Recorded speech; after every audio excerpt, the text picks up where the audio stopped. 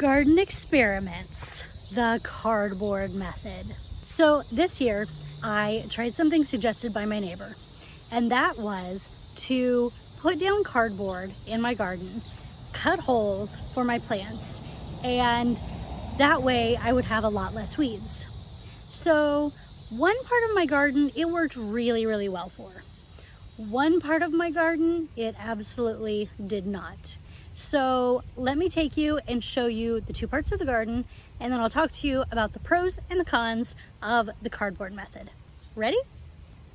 So I would call the cardboard method a success for this end of the garden. As you can see, there's not cardboard on all of it anymore. I actually took some off to use it in a weedier part of my garden to kill the weeds. This area had a ton of weeds last year. It was almost impossible to keep up with. I just really struggled. So as you can tell, the weeds are much better this year. Now I did actually do a bit of weeding to plant some more plants about a week ago, but it wasn't terrible. Oh, my neighbor's dog's out. Let me go see if I can rescue oh, he's going other places. Okay. Sorry, distractions. Anyway, everything here is growing decently. I've got sunflowers. The bachelor button was a volunteer, so I just cut a hole in the cardboard around it. And the milkweeds, some were planted, some were volunteer. So, the thing that did really well about this area is several things here were plants. They were not seeds. The only ones that grew that were seeds were the sunflowers. The bachelor button had already come up on its own. The tomato plants were planted. I guess the amaranth came up from a seed too, but only 2 of them that I planted from seed survived. So, and again, the tomatoes over here were came from plants. So the good thing about these, I noticed that the cardboard works really well when you have established plants that you're putting in the ground. It did, because the summer was so dry, I did have some trouble keeping a few of the plants watered. Some of them, the cardboard actually blocked out the water just because it was such a dry season. We had a drought at the beginning of the year. Now we're in another dry season. I watered the hell out of this garden last night, but you can't tell. So yeah, in this area, the method of using cardboard worked amazingly. I will definitely use it over here again. The cardboard method did not work at all in this area. And why do I say that, even though it looks kind of decent? Actually, all of this area looked like this a few days ago. You can see there's no more cardboard, and I'll tell you why. Most of the things that grow in this garden are from seeds from last year's. They're volunteer. I didn't plant them. So at the time that I was getting ready to put the cardboard down, I already had dill. I already had alyssum growing. I don't think I have any more, but I had cilantro and parsley and other things growing. And also, oh, and thyme. The thyme was here then too. And there are also some really beneficial weeds that grew over here. So I couldn't put cardboard down over here because I wanted to try the purslane. And if I put the cardboard down, the purslane wouldn't come up. The weeds wouldn't come up either, but I really wanted to try purslane in some recipes. So yeah, this area was not great. Also, I didn't get anything to grow in this box. I don't know why. I did finally get this pepper to grow, and I think somewhere I have another one. No, maybe, oh, there we go. Yeah, so I've got a couple peppers, but I planted basil multiple times over there. I planted evening primrose a bunch of times over here. none of them grew. And I don't really know why. My nasturtiums grew through the cardboard well. My calendula grew through it well.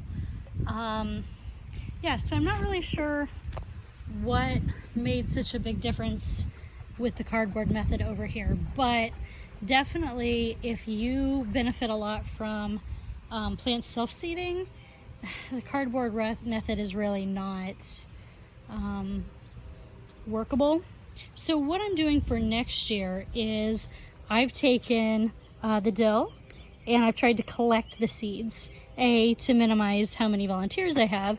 B, so that I have the seeds that I can lay down from next year. I know the seeds are effective because they came up from the seeds from last year. So next year I'll be able to lay down cardboard here, and it won't stop me from having dill because I've got dill seeds. Same with alyssum.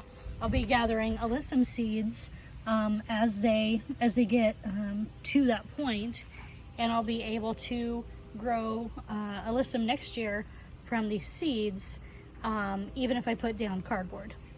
So overall, the cardboard method definitely saved me a lot of weeding. I do recommend it, just you have to be a little selective. So overall, I will definitely use the cardboard method next year. Another thing that went wrong that I guess I forgot to talk about is at the beginning of this year, my neighbor offered to get me a lot more boxes so I'd have more cardboard. And I said, no, that would be silly. I have all of these boxes of stuff in the garage that I need to go through and I need to purge. So I'll just put them down as I go through the stuff in the garage. But life. So I didn't end up going through the boxes in the garage, which means I didn't have nearly enough cardboard. So that was also an issue. Next year, I think I'm going to work through the winter to get those boxes cleared out. And if I don't have enough of them cleared out by the beginning of the year, I'm just going to go to the Dollar General and grab some boxes that they're done with and go ahead and lay them down. Rather than waiting and trying to sort through their boxes to lay the cardboard down, I'm just gonna lay the stuff down. And I definitely will need to remember that for this method, I really need to start everything inside. Get the plants already growing up, probably by a heat lamp or a growing light, whatever you call it. And then transplant them out here into the cardboard. That way they're already sprouting up. So yeah, I also learned some other things that have nothing to do with the cardboard that may have been a factor. Oh my God, there was a monarch butterfly. I feel like that is the pinnacle of gardening success. I saw a monarch butterfly. Yay! Okay, anyway, completely random, but monarch butterfly. Beautiful. Where was my train of thought? Oh yeah, other things that contributed. The garden back here, I planted a lot of seeds, not realizing that the birds constantly perch on my fence and also eat all of the seeds. So I've been trying to get some bird scary things rigged up that might help with that, hoping that'll also help things to grow better, whether there's cardboard or not. But that's another reason that the seeds didn't grow well from the cardboard or not from the cardboard. So yeah, anyway, if you have used the cardboard method to avoid weeds, let me know what you think. Let me know any tips you have, and let's all learn and grow together.